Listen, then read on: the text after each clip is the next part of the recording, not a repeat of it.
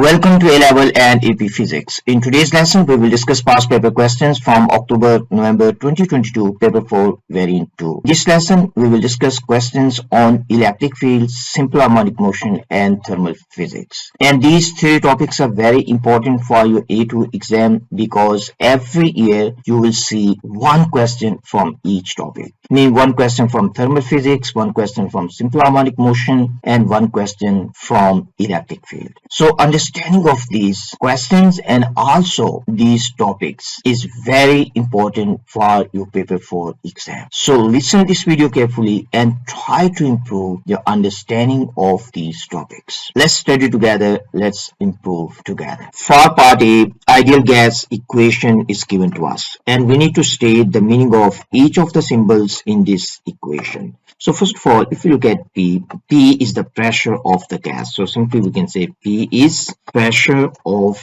gas. So P is pressure of gas, and V here, V is the volume of gas. So we can say V is volume of gas.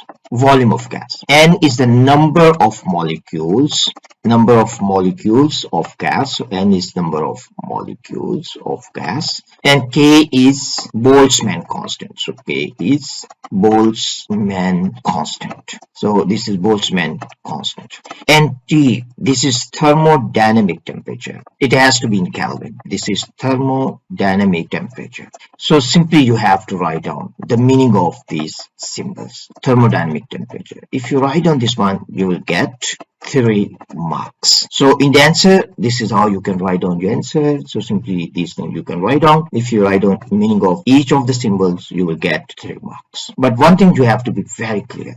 T has to be in Kelvin. That's the reason we said this is thermodynamic temperature. Means you have to use Kelvin. So the unit has to be Kelvin. For part B, we need to use the equation given in part A, and we need to show that the average translational kinetic energy of a molecule of an ideal gas is given by this equation. Before we derive this equation, you need to understand this is only valid for monoatomic gases. So we can write down this is only valid for monoatomic gases. Monatomic gas only consists of single atom. That's the reason they're asking you to calculate average translational kinetic energy. Monatomic gases like helium, neon, argon, krypton, and xenon. These gases are monoatomic gases because they consist of single atoms. Now let's try to derive this one. In the question hint is given to you, we have to use equation given in part A and we need to derive this one. So in the question, if hint is given to you, you have to use that one because they're asking you to use that. And so that's very important. So we can write down from part A, PV is equal to N times K times T. So we can say this is equation 1. But if you go to the formula list, in the formula list, this is also given to you that PV is equal to 1 by 3 N times M times mean square speed. So we can say this one is the second equation. N here is the number of molecules and M is the mass of single molecule. So it's very important. This M is mass of single molecule. So this is mass of one molecule. So you have to be very clear about this point. So we can say this is mass of one molecule. Now simply we can equate 1 and 2. So you can write down by equating 1 and 2.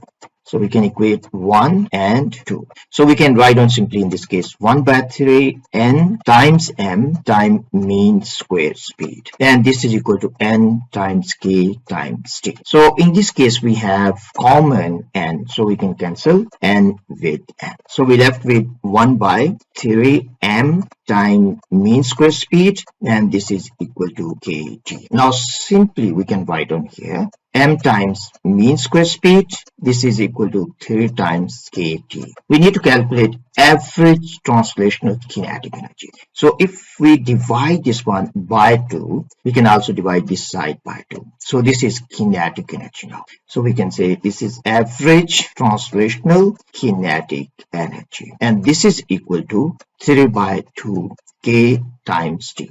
And this temperature it has to be in Kelvin. Otherwise, this is not true. I mean, this relationship is not valid if this temperature is not in Kelvin. So this is what you need to do.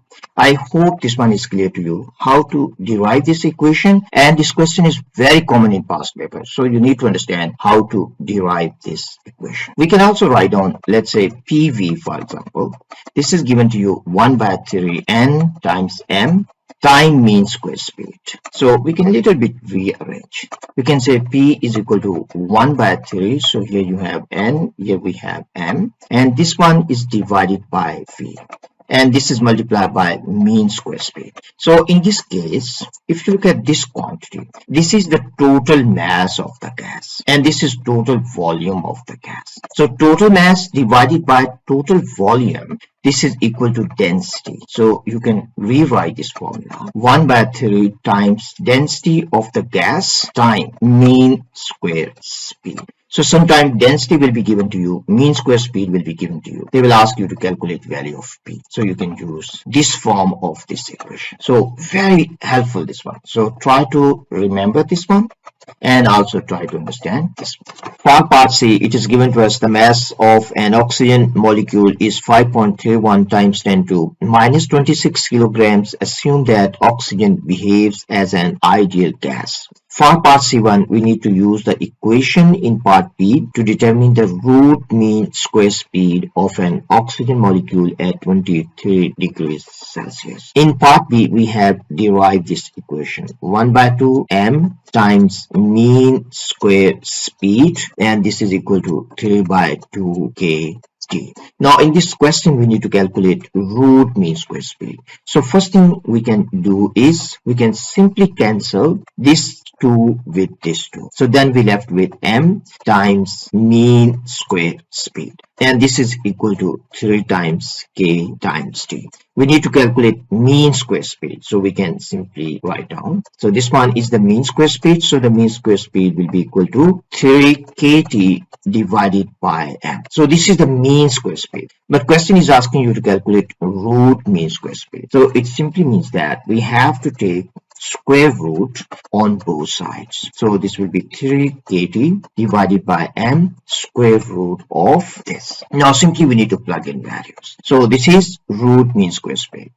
So in this case we have 3 times k, and k is Boltzmann constant, and the value of Boltzmann constant is 1.38 times 10 to minus 23, and T has to be in Kelvin, but temperature given is in degrees Celsius, so we can write down temperature in Kelvin. This one has to be equal to 273 plus temperature in degrees Celsius, so this one will be equal to 296 Kelvin. So you can plug in value of T now. This is equal to 296 divided by mass of single molecule, and mass is given to us here. So this is 5.31 times 10 to minus 26. Now if we take root of this one, if we take root of this, our final answer in this case will be equal to 480 meters per second up to 2 SF.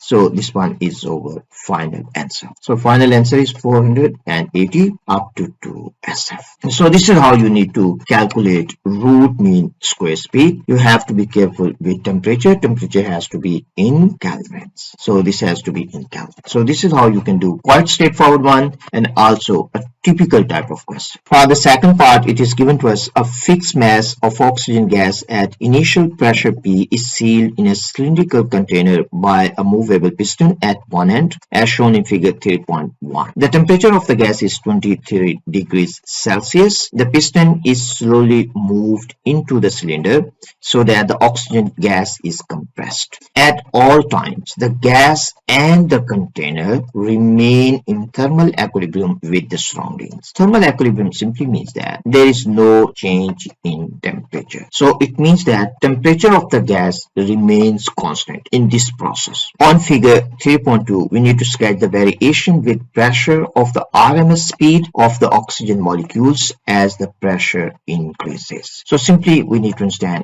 1 by 2 mc square mean square speed. This is equal to 3 by 2 k times t.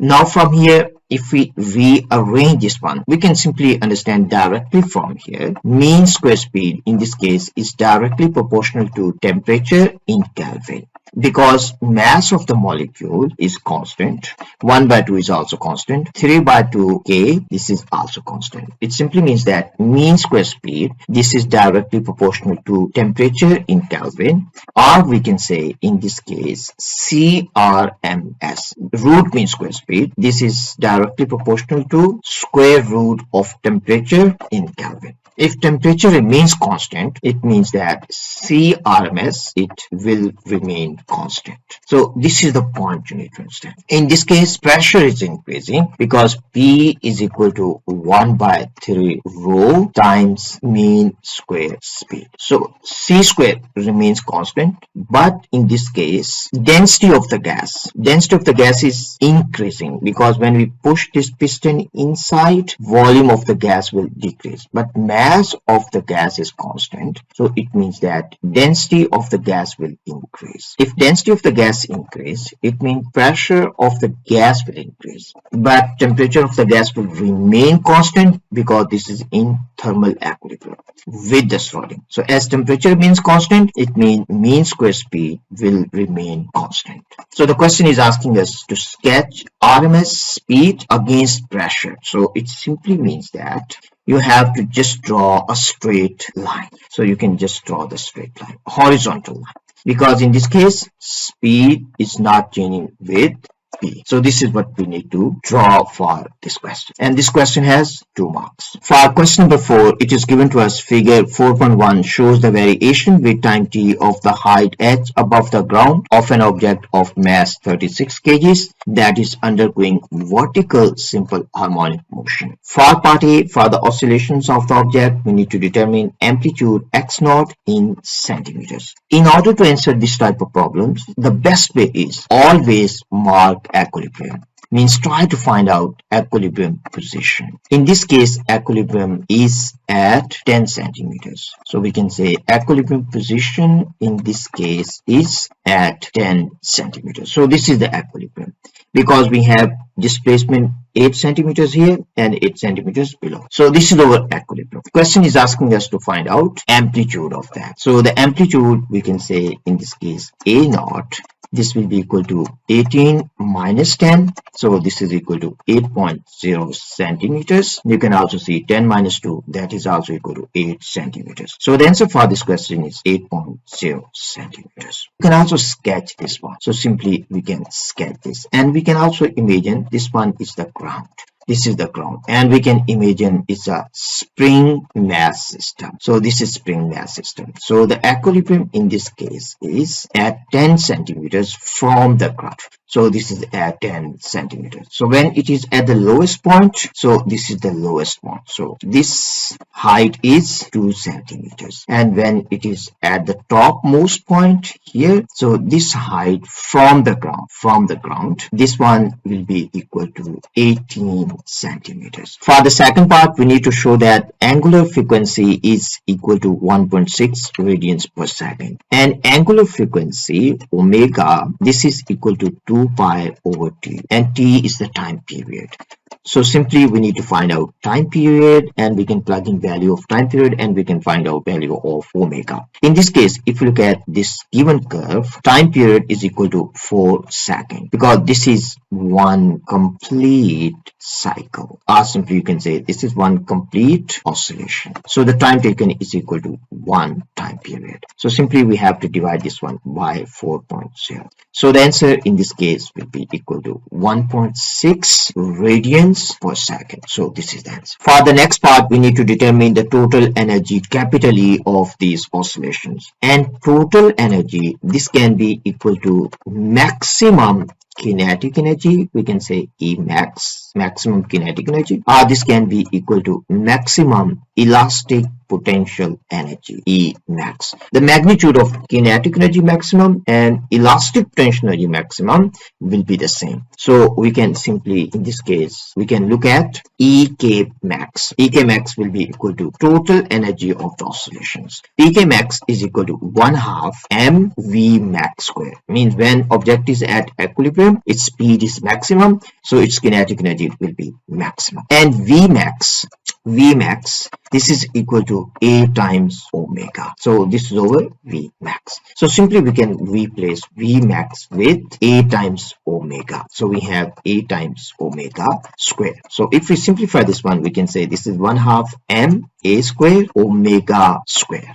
Now simply we need to plug in values. In this case, we have 1/2 and the mass was given to us, that was equal to 36 kgs, and maximum amplitude, we have value of the maximum amplitude, that is equal to 8 centimeters. So we can say that is 8.0 times 10 to minus 2 square, means maximum displacement is equal to amplitude. So amplitude, there is no maximum minimum amplitude. Amplitude is simply the maximum value of displacement. So simply this is value of amplitude. And we have to multiply with omega square, and omega is equal to 1.6 square. If we simply solve this one, our final answer will be equal to 0.29 joules up to 2 SF. So this is our final answer up to 2 SF. Because our raw data given to us is up to 2 SF, so our final answer also has to be up to 2 SF. So this is the final answer. For part B on figure 4.2, we need to sketch the variation with edge of the kinetic energy of the object. So for this question, first thing we need to understand where kinetic energy is maximum and where kinetic energy is minimum. Kinetic energy is maximum at equilibrium, and equilibrium is at 10 centimeters. Mean kinetic energy here is maximum. We can say at 10 centimeters, kinetic energy is maximum, and kinetic energy will be equal to 0.29 joules, because this is the maximum value of kinetic energy. And kinetic energy will be minimum at 2 centimeters, and it will be minimum at 18 centimeters. Mean it will be equal to 0. So first of all, we can mark the maximum kinetic energy. Maximum kinetic energy is equal to 0.29. So this is the maximum value. And kinetic energy is minimum here. We can also mark here KE minimum at 2 centimeters, and KE is also minimum at 18 centimeters. 2 centimeters we have here is 1, so here will be 2. So this is 2 centimeters. And we can also mark 18 centimeters. So here we will have 16, here we will have 17, and here is 18. So 18 centimeters here. So kinetic energy is equal to 0. Now simply we need to connect these points, and the shape in this case will be inverted parabola. So the shape will be inverted parabola. So let me show you how you can sketch. This is how you can sketch this inverted parabola. If you sketch this one, you will get 4 marks for this question. So this is how you need to sketch. So at this point, kinetic energy is maximum. At this point, kinetic energy is minimum. And at 18 centimeters, kinetic energy is also minimum. For question number 5, part A, we need to define electric potential at a point. And electric potential at a point simply is equal to the work done from infinity to a point, per unit charge. So this is how you can define electric potential per unit positive charge. So simply for electric potential, we can say that electric potential is the work done per unit positive charge in moving unit positive charge from infinity to the point. So this is how you can define electric potential at a point. In this case, you have to mention unit positive charge and from infinity to that point. Then you will get 2 marks. For part B, it is given to us an isolated conducting sphere is charged. Figure 5.1 shows the variation of the potential V due to the sphere with displacement x from its center. Use figure 5.1 to determine the radius of the sphere. So first thing we need to understand, we are talking about isolated conducting sphere. So we are talking about isolated conducting sphere. For isolated conducting sphere in electrostatic equilibrium, net electric field inside the sphere is equal to 0. If net electric field inside the sphere is equal to 0 and electric field is equal to minus dV by dx, as electric field is equal to 0, it simply means that dV is also equal to 0. So it simply means that dV is equal to 0. Or simply you can say it means that the change in potential inside sphere is equal to 0. Or in other words, we can say V inside the sphere is equal to V at surface of the sphere, because inside electric field is 0, it means that potential will not change inside. So the potential has constant value. And for this question, we need to find out radius of the sphere. So first of all, we can mark 2 points. So this one is the center of the sphere and this one is the surface of the sphere. So the radius in this case, we can find out simply from here. So the radius will be equal to this. So we can find out radius. So radius you can find out simply. You can draw the line and you can read from x-axis. So in this case, this is equal to 0.060 meters, because x is in meters, so this is in meters. So the answer for this question is 0.060 meters. We can also draw this one. So for better understanding, we can also draw this. So we can draw a circle. At this point, we can draw the circle. So this one is the sphere and this one is radius of the sphere, and radius you can read from here. And in this case, radius of the sphere is equal to 0.060 meters. For the second part, we need to find the value of charge on the sphere. In order to find value of charge on the sphere, we can simply use V is equal to KQ divided by R, and K in this case is equal to 1/4 pi epsilon naught times we have Q divided by R. R is the radius of the sphere. So in this case, R is the radius of the sphere, means this is at the surface of the sphere. So we can redraw this circle again. So we can simply redraw this circle. So in this case, at the surface of the sphere, we have value of V. If we have this value and we have the radius of the sphere, we can find out value of Q. So in this case, value of V at the surface of the sphere, simply you can read from here. And this is equal to 850. And this is negative. So we can write down this one is 850 volts at the surface of the sphere. So we can simply plug in values and we can find out value of Q. So we need to find out Q. So we can also write down Q in this case will be equal to V times R times 4 pi epsilon naught.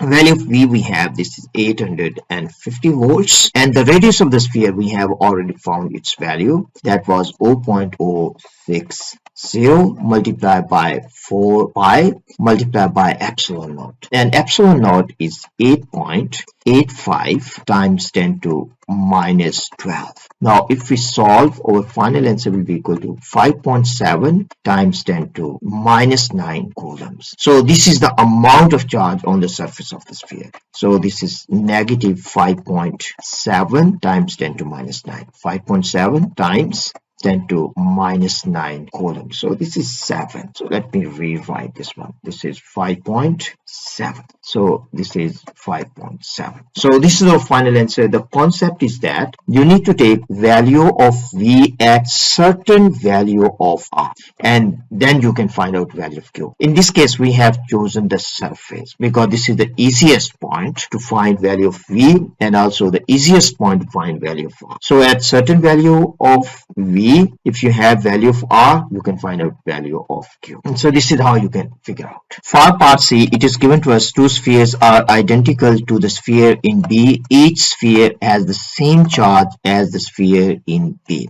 The spheres are held in a vacuum so that their centers are separated by a distance of 0.46 meters. Assume that the charge on each sphere is a point charge at the center of the sphere. calculate electric potential energy of the two spheres. So in this case, simply we have two spheres. So simply you can draw. This is one sphere. We can say this is, let's say, A, and we have another sphere. Let's say this one is B.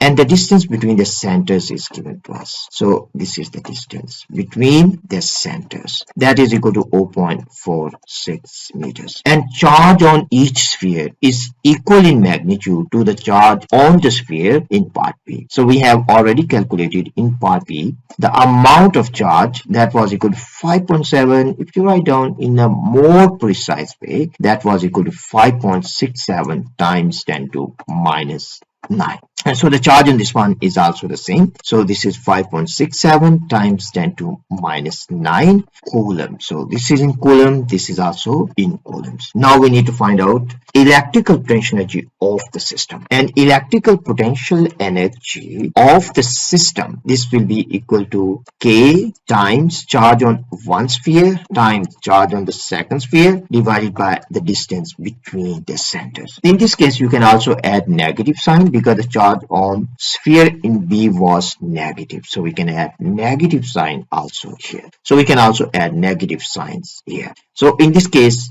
we have K is equal to 1 over 4 pi epsilon naught. And we have two spheres, they have the same charge. So minus minus, it will be positive. So you can also write down this is minus Q.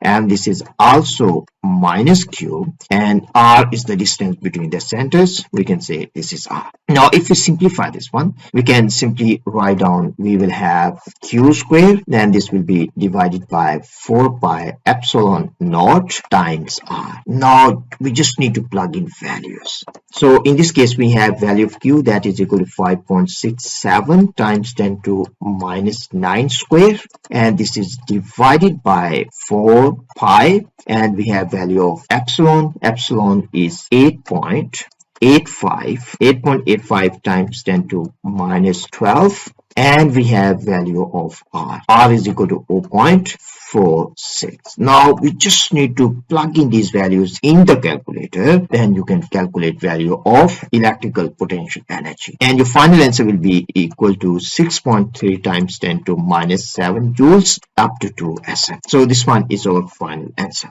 So we can simply write down this is 6.3 times 10 to minus 7 joules up to 2 SF. So this is final answer up to 2 SF. Because raw data we have the least number of SF, 2 SF. So the final answer also should have number of SF equal to the least number of SF in raw data, or you can use 1. So we are using the least number of SF. So this one is our final answer. For the second part, it is given to us the two spheres are now released simultaneously so that they are free to move. We need to describe and explain the subsequent motion of the spheres. So first of all, we can visualize. We can try to visualize, so we can sketch this. Imagine that we have sphere A here and we have sphere B that is placed next to this one. And the charge on each sphere is the same. So we can write down minus 5.7 times 10 to minus 9 coulombs. This charge we have already calculated. And charge on sphere B also is the same. This is minus 5.7 times 10 to minus 9 coulomb. Initially, these two spheres, they are at rest. So initially, these two spheres, they are at rest. So we can write down here initially. So initially they are at rest. So the speed is equal to 0. And the momentum is also equal to 0. As they are at rest, so their momentum is equal to 0. So initially the speed 0, the momentum is also 0. But also we need to understand, as they have the same sign of charge, they will apply repulsive forces on each other. And these repulsive forces are equal in magnitude but opposite in direction. Because the force according to Coulomb's law is equal to K Q1 Q2 divided by R square. As force is directly proportional to the product of the charges, so the force on these two charges is the same. So this is first thing we can understand. And force is also inversely proportional to the distance squared between centers of these spheres. Now, if we let these two spheres go away from each other, we need to understand force will be decreasing. This force will be decreasing because if distance between the centers increase, force will decrease. So if force decrease, how about the acceleration? If net force is decreasing, it means acceleration is also decreasing. As the initial momentum is zero, the final momentum also has to be zero. Final momentum also has to be zero. So it simply means that as they have the same mass, so the velocities also has to be the same. So V, let's say VA, this one has to be equal to minus VB. So we will say VA has to be equal to minus VB. And so VA and VB, they will have the same magnitude, but their direction has to be opposite because they have the same amount of charge, also identical, so the mass is also the same. So the momentum finally has to be zero, the velocities has to be equal in magnitude but opposite in direction. So these points we need to understand. If you have understanding of these points, we can write down our final answer. So until now we have discussed these points. One, we have discussed the final momentum has to be zero, the velocities at any instant have to be equal in magnitudes but opposite in directions. We have also discussed initially the forces on these two spheres are the same in magnitude but opposite in direction. But this force will decrease with distance because when distance increase, force will decrease. As force decrease, so the acceleration also will decrease. So if you have understanding of these points, now we can write down our final answer. So this is how you can write down your final answer. So let me clean this one so you can see what I have written. So in this case, you can say first point you can write down force is repulsive, so spheres move apart. So you will get 1 mark. Force in direction of motion, so speed will increase, so the speeds will increase. Potential energy will be converted into kinetic energy, so speed increases. You can also write on this point. Force decreases with distance, so acceleration also decreases. Momentum is conserved. Initial momentum is zero, so the final momentum also has to be zero. And these spheres, they have same masses, so the velocities have to be equal in magnitude but opposite in direction. So very nice points about this question. Very nice question. So for the answer of this question, only you need to write down 3 points. If you write down 3 points, you will get 3 marks. Today we have finished whole paper. Means we have done October-November 2022 paper 4-2, and you will be able to find the full solution of this paper from question number 1 to question number 10 on my channel very soon. I hope this one is clear to you, and if you have any questions about this paper or if you have any questions about any other paper, you can leave your questions in comments and I will try to answer as soon as possible. If this video helped you to improve your conceptual understanding, and also if this video helped you to have better understanding of these questions, please like and subscribe. If you like and subscribe, that is kind of encouragement for me, and your encouragement is very important to make more videos. See you in next video.